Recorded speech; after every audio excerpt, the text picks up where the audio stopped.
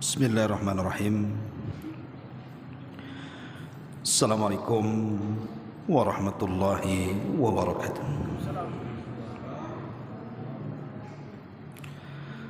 Alhamdulillah wassalatu wassalamu ala Rasulillah wa ala alihi wa sahbihi wa mawalah wa la hawla wa la quwata illa billahi wa ba'du. Alhamdulillah, segala puja dan puji hanya milik Allah subhanahu wa ta'ala. Salawat dan juga salam kita hadiahkan kepada Rasul kita Nabi besar Muhammad sallallahu alaihi wa ala alihi wasallam. Pembahasan di malam hari ini kita akan membahas tentang beberapa dosa yang dilakukan manusia, dan dosa itu sadar atau tidak bisa menghancurkan tatanan kehidupan umat manusia, baik menghancurkan individu, keluarga, bahkan umumnya masyarakat. Lalu apa dosa-dosa yang disebutkan di sini? Ada 20 dosa yang disebutkan para ulama.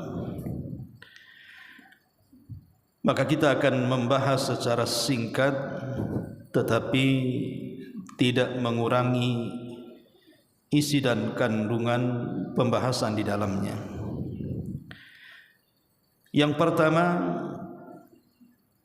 adalah dosa al-hasad, dosa hasad. Kita tahu bahwa hasad adalah penyakit yang pertama kali dilakukan di langit dan penyakit yang pertama kali ditimbulkan di bumi. Adapun di langit, hasadnya iblis kepada Adam, dan adapun di bumi hasadnya Qabil kepada Habil. Dan akibat hasad ini kita lihat iblis dilaknat dan diusir dari surga, sementara Qabil melakukan pembunuhan dan dosa pertama di dunia. Itulah bahayanya hasad. Bisa menghancurkan iblis yang tadinya makhluk yang ahli ibadah menjadi makhluk yang dilaknat sepanjang masa. Menjadikan Qabil menanggung dosa setiap para pembunuh sejak dia membunuh sampai hari kiamat. Siapapun yang membunuh, maka Qabil mendapatkan dosa bagiannya. Ma'asyiral muslimin yang dimuliakan Allah Azza wa Jalla, makanya hasad itu penyakit yang menghancurkan segalanya, menghancurkan keluarga, bertetangga dan masyarakat umumnya. Sampai-sampai Al-Imam Al-Hasan Al-Basri rahimahullahu ta'ala mengatakan, ma ra'aitu zaliman ashbaha bimadlum. Ma ra'aitu zaliman, aku tidak pernah melihat ada orang zalim kedudukannya sama dengan orang yang dizalimi. Aku tidak pernah melihat orang zalim kedudukannya sama seperti orang yang dizalimi. Itulah orang hasad. Dia yang berbuat salah kepada orang, tapi dia yang merasakan sakitnya. Karena orang hasad itu kalau tidak sampai keinginannya, maka dia akan merasa sakit hatinya. Padahal dia yang berbuat salah, dia pula yang terkena sakit hatinya. Ma'asyiral muslimin wal muslimat rahimani wa rahimakumullah.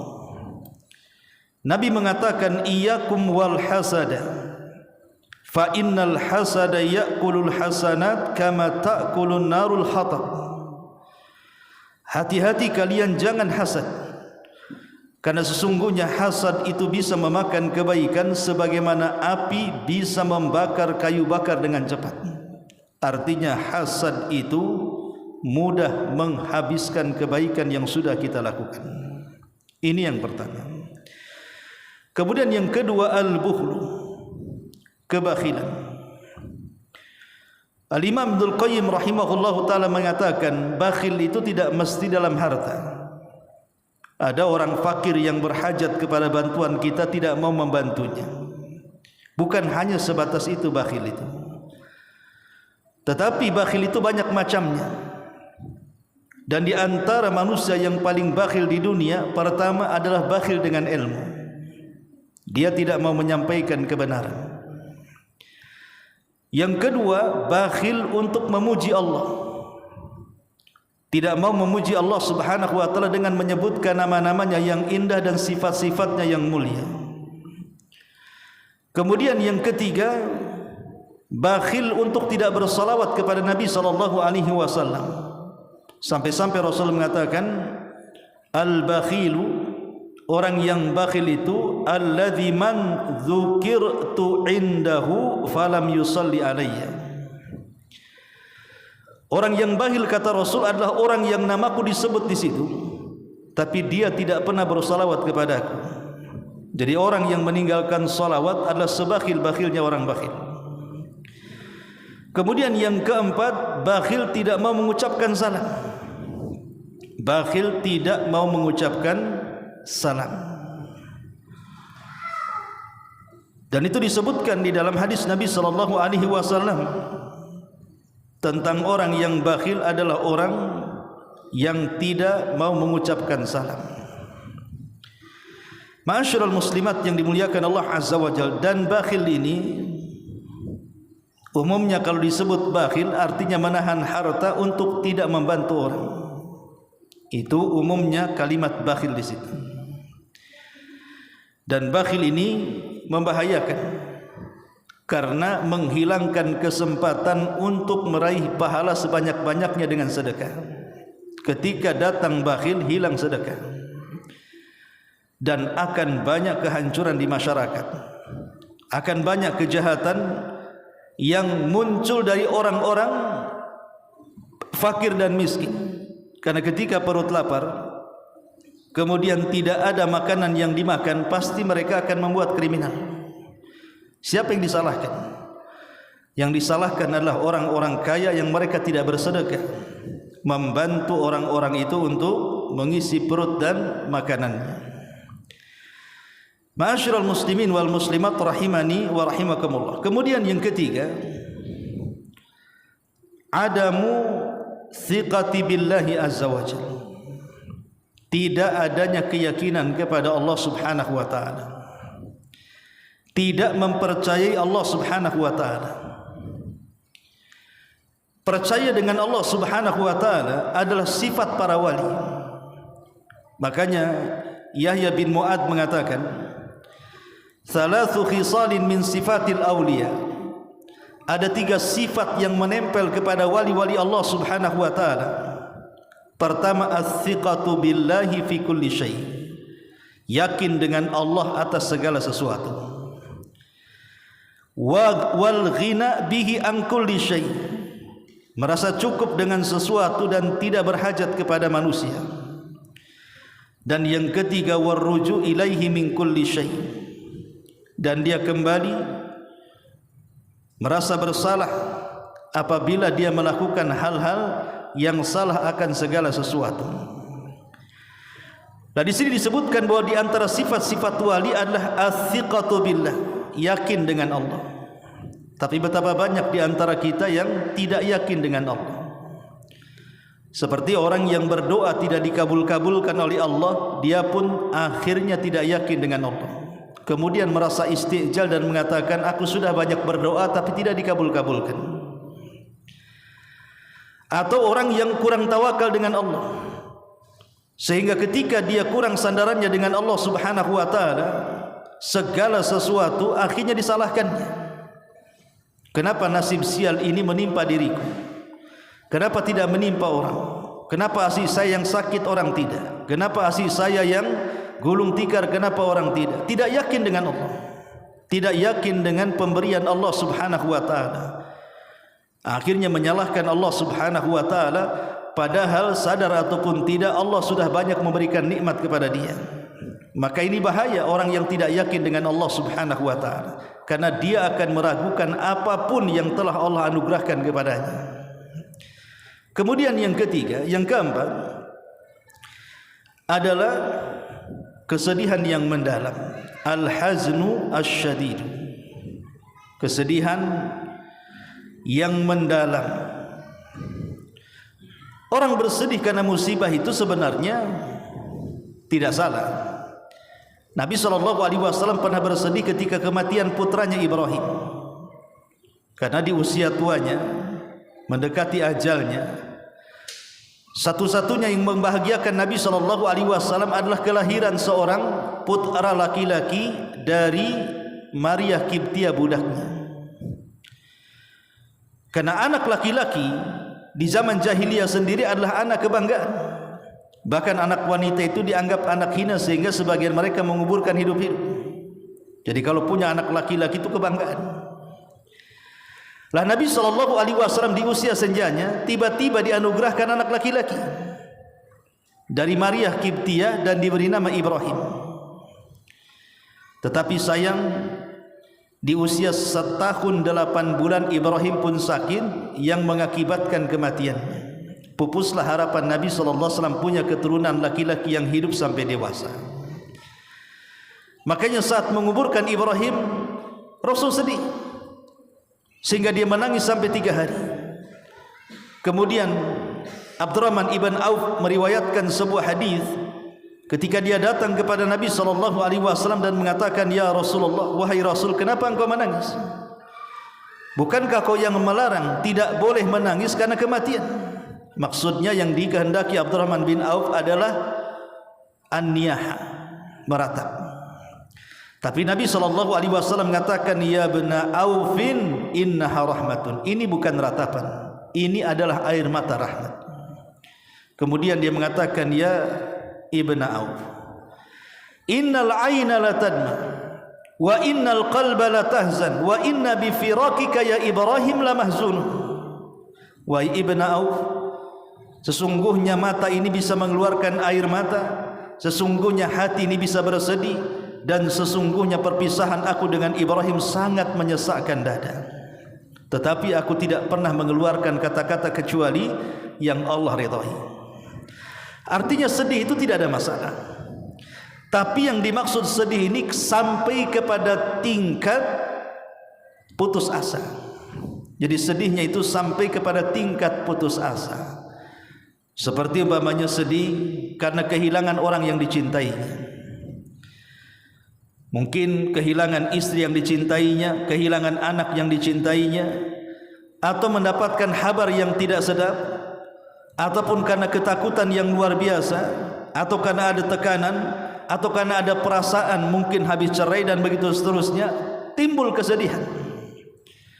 Kalau hanya sedih saja tidak ada masalah, tapi kalau kesedihan ini mendalam sampai kepada tingkat putus asa, lah inilah yang dilarang. Karena putus asa itu dosa besar, tidak boleh. Tapi banyak orang-orang yang kemudian bunuh diri gara-gara sedih yang mendalam. Sedih karena memikirkan faktor ekonomi, bagaimana makan dia dan anak-anak yang ditinggalkannya. Sedih karena di PHK dari pekerjaannya. Sedih karena ditinggal mati oleh kekasihnya dan begitu seterusnya. Maka sedih yang mendalam ini tercela. Tidak boleh. Sedih ya sedih, tapi jangan keterlaluan sampai kepada tingkat keputusasaan. Ma'asyiral muslimin yang dimuliakan Allah Azza wa Jalla, karena ini bisa menghancurkan cita-cita, bisa membahayakan orang juga, bisa membahayakan orang-orang di sekitarnya. Karena terkadang orang sedih yang mendalam ini bisa nekat, itu masalahnya, sehingga bisa berbuat jahat kepada orang. Ma'asyiral muslimin yang dimuliakan Allah Azza wa Jalla. Kemudian juga dosa selanjutnya adalah nisyanullahi azza wa jalla, melupakan Allah subhanahu wa ta'ala. Dalam surah Al-Hasr ayat 19 Allah mengatakan, wala takunu kalladzina nasullaha, janganlah kalian seperti orang-orang yang melupakan Allah. Fa'ansahum, maka Allah pun lupakan mereka. Anfusahum, diri-diri mereka. Ulaika humul fasikun, mereka lah orang-orang yang fasik. Yang dimaksud melupakan Allah Subhanahu wa taala artinya berpaling dari keinginan Allah Subhanahu wa taala. Seperti berpaling dari istiqomah. Meninggalkan istiqomah itu artinya melupakan Allah. Yang tadinya rajin sholat, rajin ke pengajian, rajin baca Quran, rajin zikir, entah masalahnya apa, tiba-tiba mulai ditinggalkan ibadah satu persatu. Maka orang ini orang yang melupakan Allah. Yang tadinya istiqomah tiba-tiba berbelok. Ataupun tidak mentarbiyah keluarga. Sementara Allah mengatakan ku anfusakum wa ahlikum nar, jaga diri kalian dan keluarga kalian. Ini sama sekali tidak mentarbiyah keluarga. Membiarkan istrinya, membiarkan anak-anaknya, tidak ada pendidikan agama sama sekali. Orang ini sedang melupakan Allah Subhanahu wa taala. Ataupun contoh yang lainnya adalah tidak amanah dalam setiap pekerjaan mereka. Mereka tidak amanah dalam memegang pekerjaan yang diamanahkan kepadanya, atau tidak amanah ketika memegang harta, tidak amanah ketika memegang pangkat jabatan, kedudukan dan kepemimpinan. Ini semua dianggap melupakan Allah Subhanahu wa taala. Ataupun tidak menjadikan dirinya contoh yang baik kepada orang lain. Itu sama dengan melupakan Allah Subhanahu wa taala atau menyibukkan dirinya dengan menghabiskan waktu-waktu yang tidak ada manfaatnya. Maka ini semua bagian daripada melupakan Allah Subhanahu wa taala. Allah larang perkara-perkara ini dalam firman-Nya, la wala takunu kalladzina nasullah. Jangan kalian seperti orang-orang yang melupakan Allah, karena mereka digolongkan orang-orang fasik. Ma'asyiral muslimin wal muslimat rahimani wa rahimakumullah. Kemudian juga yang selanjutnya adalah al-ujbu wal kibru. Ujub, merasa bangga. Al-kibru artinya kesombongan.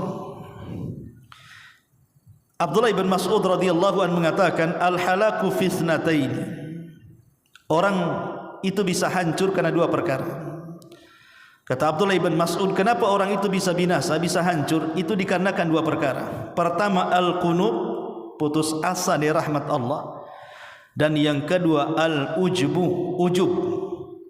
Ujub, merasa bangga diri. Dua-duanya menghancurkan umat manusia. Dua-duanya menghancurkan pahala. Orang yang berputus asa tidak ada kesempatan untuk diampuni dosa-dosanya, karena orang yang berputus asa itu menghalangi dirinya dari tobat. Umpamanya orang ini berbuat jahat dari sejak dia balik sampai mendekati kematiannya. Tidak ada dia pernah melakukan kebaikan. Kehidupannya hanya jahat dan jahat saja. Setan datang memberikan was-was. Ketika dia hendak bertobat, setan berikan was-was. Allah tidak akan mengampuni dosamu. Dosamu sudah sekandang, segudang, selangit, setinggi awan dan begitu seterusnya. Akhirnya dia putus asa dan tidak mau bertobat karena merasa dosanya sudah membumbung ke langit. Ketika dia tidak mau bertobat karena keputusasaan, apa yang terjadi? Dia tidak bisa memperbaiki dirinya dengan Allah. Maka putus asa itu yang menghancurkan kehidupan kebahagiaan dia di akhirat, karena itu penghalang tobat. Yang kedua, ujub. Orang yang ujub itu menghancurkan pahala.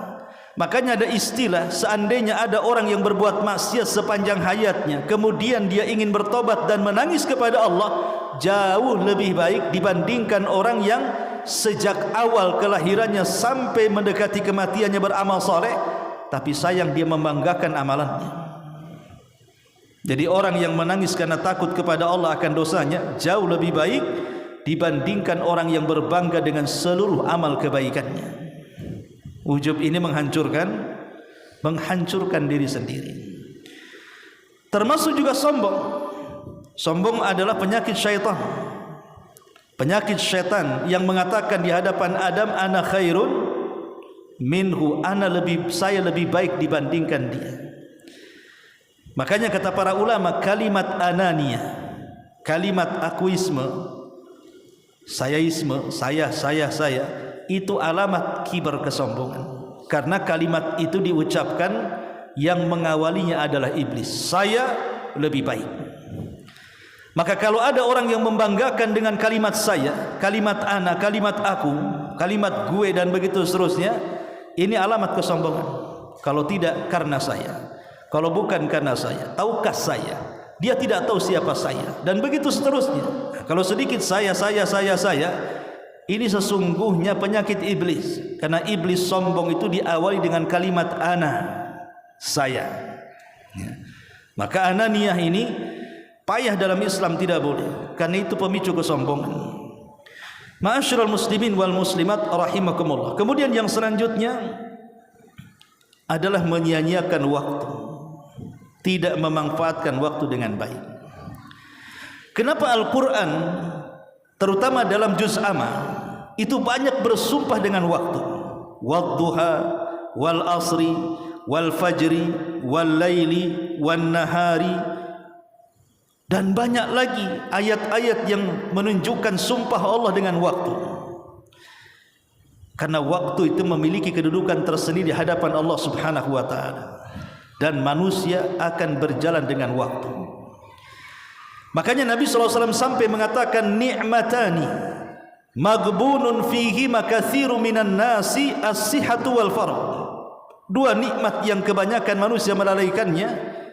Pertama, kesehatan. Sehat itu terkadang dilalaikan. Betapa banyak orang ketika sehat lupa ibadah, ketika sakit rajin ibadah. Ketika sehat jarang berzikir, ketika sakit rajin pula berzikir. Ketika sehat dan sanggup untuk mengambil harta, mencari harta dengan mudah, dia pun tidak bersedekah. Ketika sakit ingin pula berandai-andai dia bersedekah. Betapa banyak orang-orang yang melupakan nikmat sehat ini. Kemudian wal faragh, dan waktu yang sia-sia lewat begitu saja. Banyak orang-orang yang di tengah-tengah tidak sibuknya dia gunakan hanya untuk sesuatu yang tidak ada faedahnya. Ada orang yang seharian itu tertawa kakak-kakak nggak jelas dari pagi sampai sore. Nanti kakak-kakak lagi dari malam sampai subuh. Ada orang yang hidup itu dipenuhi dengan tertawa dan tertawa. Kalau tertawa maksudnya menghibur saudaranya yang sedang kena kemalangan atau musibah, boleh jadi mungkin bisa sebuah ibadah, menghibur orang dengan tertawa supaya menghilangkan kesedihannya dan memasukkan kebahagiaan ke dalam hatinya. Tapi kalau tertawa itu menghabiskan waktu dari pagi, siang, sore, malam sampai subuh, tidak ada junturungannya, tidak ada faedahnya, maka ini tertawa yang akan mencelakakan kehidupannya. Karena nanti dalam catatan Raqib dan Atid hanya WK gitu aja ya, kalau istilah ketawa itu ya. Mana catatannya hanya kakak gimana coba? Apa yang mau dipertanggungjawabkan di hadapan Allah kalau catatannya hanya itu saja? Jadi waktu-waktu ini akan ditanya oleh Allah Subhanahu wa taala. Makanya jangan sampai seorang muslim itu membiarkan sedetik dari perjalanan hidupnya tidak digunakan untuk pahala yang bisa menyelamatkan kehidupannya, dunia dia dan akhirat dia. Kemudian di antaranya dosa yang selanjutnya yang menghancurkan adalah dosa riba. Riba ini subhanallah sudah menyebar kemana-mana. Kalau dulu di zaman jahiliyah ribanya hanya sebatas riba nasyiyah. Riba nasyiyah itu bahasa kitanya rentenir. Kau pinjam 1 juta, kau balikan 1.200.000. Itu namanya nasyiyah. Ini yang disebut dengan riba jahiliyah namanya. Jadi orang-orang jahiliyah itu melakukan riba hanya sebatas riba nasyiyah saja, seperti rentenir. Tapi di zaman sekarang riba itu berkembang. Bukan hanya sekedar riba nasyiyah gitu ya, tapi juga riba-riba yang lainnya. Dalam dunia muamalah, dunia perdagangan, dunia perbankan dan yang semacamnya, sekarang tidak lepas daripada riba. Apa sih yang tidak riba? Bahkan seisi rumah semua riba. Rumah kredit ada ribanya. Belum selesai kredit rumah, kredit motor belum selesai, sudah ambil tempat kamar tidurnya, kredit lagi ada ribanya. Alat dapur kredit lagi ada ribanya. Pakaian kredit lagi ada ribanya. Masya Allah, satu rumah isinya riba. Dan orang tidak bisa lepas dari riba. Kenapa? Padahal riba ini yang menghancurkan segalanya. Betapa banyak orang-orang yang sukses menjadi hancur gara-gara riba. Makanya Nabi SAW sampai melaknat riba ini. Bukan hanya pemakannya, yang ngasih makannya, sekretarisnya, yang menyaksikannya, semua hukumannya sama. La'anallah akila riba wa mukilahu wa syahidaihi wa katibaihi kulluhum sawa, kata Rasul. Allah melaknat pemakan riba, yang ngasih makan riba, notarisnya, yang menyaksikannya, semua riba, dan semua hukumnya sama di hadapan Allah. Bahkan Rasul mengatakan 1 dirham makan riba itu jauh lebih besar dosanya dibandingkan 36 kali berzina. Bahkan seringan-ringannya dosa riba seperti anak yang berzina dengan orang tuanya. Na'udzubillah. Dan banyak hadis-hadis yang seperti itu. Dan lingkaran riba di masyarakat sekarang sudah tidak bisa dibendung. Bukan hanya riba itu di bank-bank saja yang kita kenal dengan bank konvensional, yang dikatakan riba 100% gitu ya. Tapi riba ini sudah menyebar kemana-mana. Di tiang-tiang listrik ada riba, di pagar-pagar rumah ada riba, di pohon nangka, pohon jambu, pohon rambutan ada riba. Silahkan pinjam dengan bunga, sebarkan di mana-mana. Coba bayangkan riba sampai nempel di mana-mana. Jangan sampai nempel di tiang masjid pula. Ya. Nah ini orang tidak bisa lepas dari riba. Na'udzubillah. Ya. Padahal ini dosa yang sangat besar yang bisa menghancurkan kehidupan manusia, karena riba ini bisa mengangkat berkah dan doa-doa kita tidak diijabah. Ma'asyiral muslimin wal muslimat rahimani wa rahimakumullah. Kemudian juga di antara dosa yang bisa menghancurkan adalah ad-dain, suhulatud dain, mudahnya orang berhutang tapi tidak mudah untuk membayar. Hutang mudah, membayar pula susah. Coba bayangkan ketika dia berhutang jadi kucing, ketika ditagih hutang jadi harimau. Itulah sekarang. Datang Masya Allah, mata sayu, meneteskan air mata kan itu. Ketika ditagih garang kayak perampok, dia pula yang pegang parang. Lah ini yang terjadi. Karena memang hutang piutang itu, kata Nabi SAW, orang kalau terjerat hutang, di malam hari dia bingung, di siang hari dia ngilang. Itulah penghutang. Malam hari stres, macam mana mau bayar. Siang hari ngilang karena takut dikejar kolektor. Itu orang hutang. Makanya orang seperti ini bingung hidupnya. Makanya Nabi SAW sampai berdoa dalam setiap salatnya, Allahumma inni a'udzubika minal ma'sam wal maghram. Ya Allah, aku berlindung kepadamu jangan sampai aku terjerumus kepada dosa dan kepada hutang. Sampai salah satu istri Nabi berkata kepada Rasul, apakah engkau punya hutang? Kata Rasul, kenapa? Engkau berdoa setiap solatmu dengan doa seperti itu, seolah-olah kau banyak hutang. Kata Rasul, bukan. Sebab kalau orang sudah berhutang itu biasanya idza haddatsa kadzab wa idza wa'ada akhlaf. Kalau dia bicara pasti dusta, kalau dia janji pasti khianat. Itulah orang-orang yang hutang. Ya. Makanya satu dosa itu melahirkan dosa yang lain. Dari hutang lahir dosa dusta, dari hutang lahir dosa khianat. Makanya dosa ini bisa menghancurkan manusia. Kemudian juga di antara dosa yang lainnya adalah al-zulmu, orang yang berbuat zalim. Baik dengan lisannya, menggibah, menghina, merendahkan, mencaci, memaki dan yang semacamnya. Baik dengan tangannya, memukul, membunuh atau menyakiti dan begitu seterusnya. Baik dengan hartanya, baik dengan pangkat, jabatan dan kekuasaannya. Maka siapapun yang melakukan kezaliman, ingat, az-zulmu dzulumatun yaumal qiyamah. Zalim itu sebuah kegelapan pada hari kiamat. Kemudian juga qillatus sadaqati, sedikitnya bersedekah. Sedekah ini tidak mesti uang. Sedekah ini bisa dengan ucapan, bisa dengan perbuatan, bisa dengan apapun sedekah ini. Makanya di zaman Nabi SAW ketika orang-orang miskin datang kepada Rasul mengadukan tentang orang kaya, Rasul, zahaba ahlud dusur bil ujur. Rasul, enak kali ya orang kaya itu, mereka bisa membawa pahala mereka, kami tidak bisa, katanya. Mereka sholat, kami sholat. Mereka puasa, kami puasa. Mereka haji, mereka baca Quran, kami baca Quran. Dalam hal ini kita bisa imbang. Tapi ketika mereka bersedekah, mereka bisa haji dengan kekayaannya, bisa umrah dengan kekayaannya, bisa berkurban dengan kekayaannya, bisa bangun masjid dengan kekayaannya, bisa bangun pesantren, madrasah dengan kekayaannya, bisa menolong orang miskin dengan kekayaan. Kami orang miskin tak bisa. Enak kali orang kaya itu, katanya. Maka Nabi SAW mengatakan, apakah kalian kira bersedekah itu hanya dengan uang? Tidak. Bukankah setiap ucapan tasbih subhanallah sedekah?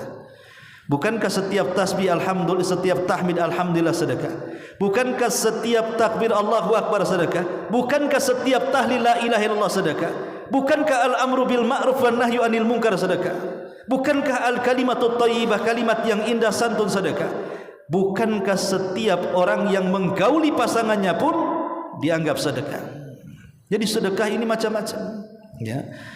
Karena qillatus shadaqah ini penyakit, apalagi berkaitan dengan harta. Kemudian di antara dosa yang lainnya adalah qillatul injab, tidak mau memperbanyak keturunan. Padahal dia kaya, anaknya 1 ekor. Harusnya anaknya banyak, kan begitu ya. Anaknya orang kaya itu harusnya banyak. Banyak anak itu banyak rezeki, kata orang awam. Coba Anda bisa bayangkan kalau ada anak 4 gitu ya. Dari 4 ini rupanya yang baik cuman yang keempat. Yang nomor 1, nomor 2, nomor 3 kurang ajar.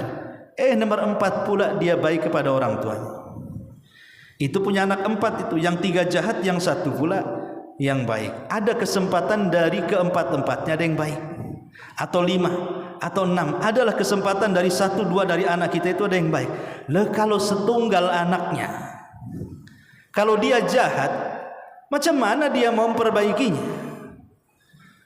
Tapi kalau anak banyak itu minimalnya adalah 1, 2 orang itu yang mendoakan orang tua setelah kematiannya, kan? Makanya kenapa Nabi SAW menasihati anak-anak muda ketika mereka hendak memilih pasangan, carilah pasangan itu pertama yang sifatnya al-wadud, yang kedua al-walud. Wadud artinya kasih sayang supaya tidak menyakiti suaminya. Yang kedua al-walud, yang banyak anaknya supaya bisa mendapatkan generasi, bisa menerus sejarah. Jadi anak itu kan penerus sejarah, penerus cerita. Bukan hanya sekedar belahan jiwa saja, si jantung hati, tapi lebih daripada itu, mereka lah akan menjadi penerus sejarah kita, penyambung cerita orang tua. Mereka lah yang nanti akan mendoakan kita. Loh, kalau anak 1 gimana ceritanya? Ya zaman dulu ya, ingat waktu zaman Orba dulu ya, Orde Baru, memang ada undang-undang harus KB 2 anak cukup, tidak boleh lebih. Bahkan ada undang-undangnya, kalau lebih itu ada sanksinya, terutama pegawai-pegawai pemerintah, kan begitu. Padahal undang-undang seperti ini kan jelas menyelisih syariat. Nabi yang mengatakan fa ana mukatsirum bikumul umamu yaumal qiyamah, aku akan berbangga pada hari kiamat dengan banyaknya umat, kata Nabi. Loh, kalau anak-anak kita dibatasi, tidak akan menjadi kebanggaan Nabi. Nabi bangga dengan banyaknya umat. Makanya kalau antum dapat istri yang beranaklah kayak ayam tuh, beranak, banyak-banyaklah beranak. Mudah-mudahan 1 jadi ulama, 1 jadi hafid Quran, 1 jadi orang kaya yang penyumbang. Siapa tahu? Kita tidak tahu usia dan takdir anak kita. Tapi kalau dibatasi seperti ini, seolah-olah orang tidak tawakal, karena biasanya dengungan-dengungan yang membatasi keturunan itu biasanya terkait dengan ekonomi. Ditakut-takuti dengan nanti akan kau kasih makan anakmu apa, masa depan anakmu macam mana, nanti kau sakit merawat anak-anakmu. Itu waswas syaitan. Karena terbukti orang-orang dulu ya, orang-orang desa dulu itu, yang terkadang makan mereka pakai beras, terkadang pakai singkong, terkadang pakai kentang gitu ya, kentang rebus. Tapi lihat keturunan mereka banyak-banyak, dan mereka adalah kakek buyut kita. Mereka orang-orang berhasil. Lah kenapa kemudian akhir-akhir ini kemudian menjadi was-was dan takut? Sampai-sampai binatang lebih tawakal kepada anak-anak mereka dibandingkan manusia. Seperti yang saya contohkan, seperti cicak gitu kan. Cicak itu paling sedikit bertelur berapa kali? Berapa butir? Paling sedikit 8 butir. Jarang cicak itu yang bertelur 2 butir. Hanya manusia saja yang 2 butir. Tapi cicak itu kalau bertelur ya segitu saja banyaknya. Saya bukan ahli cicak. Kata ahli cicak yang mengatakan bahwa cicak itu kalau bertelur 8 butir paling sedikit. Nah, coba antum nanti periksa. Kalau cicak antum teliti di mana rumahnya gitu ya. Tetapi lihat, binatang sekecil cicak saja tidak pernah mengurangi anaknya. Ya tetap segitu kalau lahiran. Padahal ekonomi cicak itu terbatas, tidak seperti manusia kan. Kalau antum kan segala dimakan. Dari jengkol, petai sampai rawon, sampai gulai, sampai apa antum masuk. Cicak kan nggak mau dikasih makan itu. Kasih petai mau cicak? Nggak mau. Apalagi jengkol. Lari dia. Dia cuma satu. Makanannya nyamuk. Yang terbang-terbang itu. Sementara untuk menyerang nyamuk itu, untuk dimakan susah, setengah mati cicak itu. Dia harus merayap di dinding, pelan-pelan ceplok satu kan itu. Sementara makin ke sini kan krisis karena nyamuk sudah habis dimakan baygon. Makan bat nyamuk, pakai raket nyamuk semua kan. Makin krisis pakan mereka itu. Kesian kehidupan cicak itu sebenarnya. Moneter gitu ya. Tapi kalau bertelur tetap saja. Kenapa punya keyakinan seperti itu ya binatang itu? Seolah-olah mereka paham wa ma min dabatin fil ar illa 'alallahi rizquha. Tidak ada binatang yang melata kecuali sudah dikafil rizkinya oleh Allah Subhanahu wa taala. Begitulah binatang. Tawakalnya kuat, burung-burung yang banyak anaknya itu, mereka terbang saja, ngikuti instingnya dan pasti dapat makanan. Lah kalau seandainya kekuatan tawakal manusia itu kuat sekuat binatang, saya yakin tidak ada yang akan membatasi keturunan. Apalagi sampai kemudian mengancam gitu ya, laki-laki harus dikurangi, dikasih obat supaya keturunannya tidak banyak. Ini undang-undang yang tidak jelas. Kemudian di antara dosa yang lainnya adalah la yu'minu bil qada'i wal qadar. Tidak beriman dengan putusan dan takdir Allah Azza wa Jalla. Ada dalam kehidupan manusia itu orang yang tidak ridho dengan pemberian. Jadi kalau diberikan sedikit murka dan marah, kalau diberikan banyak seolah-olah Allah sedang sayang dengan dia. Orang ini tidak yakin dengan takdir. Orang-orang yang tidak yakin dengan takdir itu hidupnya akan stres, dipastikan hidupnya bingung. Tapi orang yang yakin dengan takdir, sesusah apapun hidup dia akan bawaannya tenang saja. Kenapa? Semua sudah dicatat. Sebelum dia diciptakan 500 tahun sebelum Allah menciptakan langit dan bumi. Kalaupun seandainya kita usaha kemudian gagal, kita katakan saja kegagalan ini sudah dicatat kok. Di mana? Di Lauhil Mahfuz. Kapan? Sebelum Allah menciptakan langit dan bumi, 500 tahun jaraknya. Kalau kita yakin sudah dicatat, ya sudah ikuti saja. Toh di balik itu juga Allah tidak mungkin membuat kehidupan manusia itu di satu situasi. Bukan kalau yang mengatakan wa tilkal ayyam nudawiluha bainan nas, hari-hari itu akan diputar-putar manusia. Ya tidak mungkin orang itu bangkrut terus. Dan tidak mungkin orang itu jaya terus. Tidak mungkin orang menangis terus, pasti ada tertawanya. Tidak mungkin orang sedih, pasti ada bahagianya. Tidak mungkin orang sempit, pasti ada kelapangannya. Hari-hari itu diputar-putar seperti itu. Kita harus yakin dengan takdir Allah Subhanahu wa taala. Karena orang yang mengingkari qada dan qadar Allah ini bahaya. Mengingkari satu di antara 6 rukun iman, bisa kufur ya. Ma'asyiral muslimin wal muslimat rahimani wa rahimakumullah. Kemudian dosa apa lagi? As-sukhriyatu wal istihza. Mudah mengolok-olok manusia, mudah merendahkan manusia. Ya tentu mengolok-olok yang paling parah adalah Allah Subhanahu wa taala, istihza dengan Allah. Kemudian istihza dengan ayat-ayatnya, kemudian istihza dengan Rasulnya, kemudian istihza dengan manusia. Semuanya terlarang. Tidak boleh Islam itu menerapkan hukum sawasiyah. Manusia itu sama. Di hadapan Islam semua manusia sama. Islam itu datang dengan sawasiyah, kesetaraan bahasanya. Tidak ada perbedaan si kaya dengan si miskin. Tidak ada perbedaan si pejabat dengan si rakyat. Tidak ada perbedaan si kulit hitam dengan si kulit putih, si cantik dengan si jelek, si gemuk dengan si kurus. Tidak, semua sama dalam pandangan Islam. Makanya kita lihat ibadah-ibadah yang disyariatkan dalam Islam itu tidak ada keistimewaan. Masjid, siapapun yang masuk ke masjid dipersilahkan. Anda mau miskin, mau kaya, mau pejabat, mau rakyat, silakan masuk ke masjid. Sampai masuk di masjid ada saf pertama. Siapapun yang dulu di saf yang pertama, mau kaya, mau miskin, mau susah, mau senang, silakan. Semua sama. Puasa, haji, umroh, dan begitu seterusnya. Sampai orang mati dalam Islam itu kain kafannya juga sama. Lalu apa yang membedakan manusia dalam Islam itu? Kalau bukan karena kekayaannya, kalau bukan karena pangkat dan jabatannya. Allah tegaskan dalam Al-Quran, inna akramakum indallahi atqakum. Kemuliaan dalam Islam itu hanya ada pada takwa. Kenapa kemudian dalam Islam itu ada sifat kesetaraan sawasiyah di antara manusia, supaya jangan merendahkan satu dengan yang lainnya, jangan mengejek satu dengan yang lainnya. Toh kita sama-sama Bani Adam, wa karramna Bani Adam, dan Bani Adam semua dimuliakan oleh Allah Subhanahu wa taala. Kemudian juga di antara dosa yang lainnya adalah sahibus, berkawan dengan orang jahat.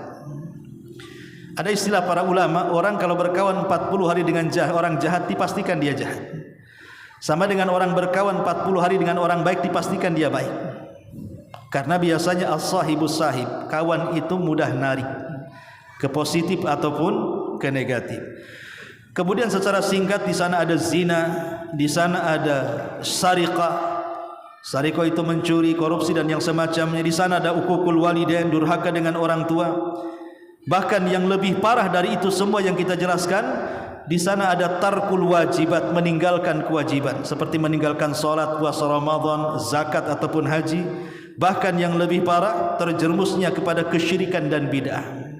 Ini dosa yang paling parah yang bisa menghancurkan tatanan kehidupan manusia. Wallahu a'lam bishawab. Inilah di antara dosa-dosa yang disebutkan para ulama yang bisa menghancurkan kehidupan individu, masyarakat, bangsa dan negara. Wallahu a'lam bishawab. Subhanakallahumma bihamdika asyhadu an la ilaha illa anta astaghfiruka wa atubu ilaik. Allahu ta'ala alam. Assalamualaikum warahmatullahi wabarakatuh.